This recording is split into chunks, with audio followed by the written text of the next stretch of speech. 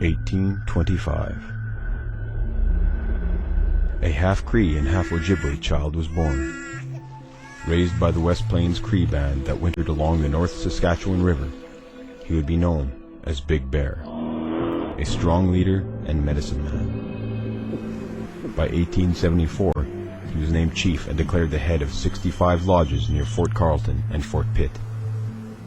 As the newly created Canadian government began signing treaties, it was Big Bear who took up a courageous role for his people. He traveled throughout Western Canada and the United States to try and organize and unite Aboriginal people to negotiate with the government.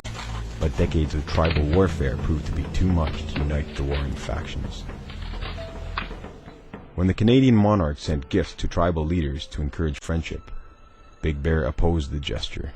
In his words, he said, "When we set up a fox trap, we scatter pieces of meat all around. But when the fox gets into the trap, we knock him on the head.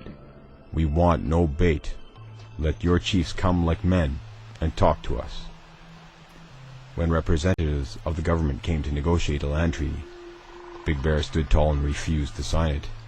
He believed it was unfair and biased to the Canadian settlers and campaigned against the government. He believed his people would lose their lifestyle and would be condemned to a life of perpetual poverty. Big Bear continued to persuade other bands to make an alliance, so when the treaties were signed, they could all take their reserve land next to each other, effectively creating a First Nations country within Canada's borders.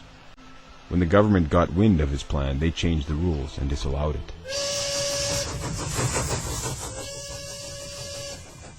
The incoming National Railroad sliced its way through the Canadian West, and Big Bear foresaw that it would seal their fate.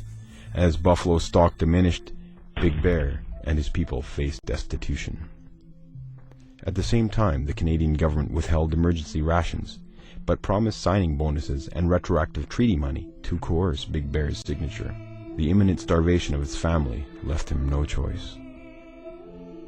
After holding out for 6 years, on December 8, 1882, Big Bear signed Treaty No. 6 at Fort Walsh.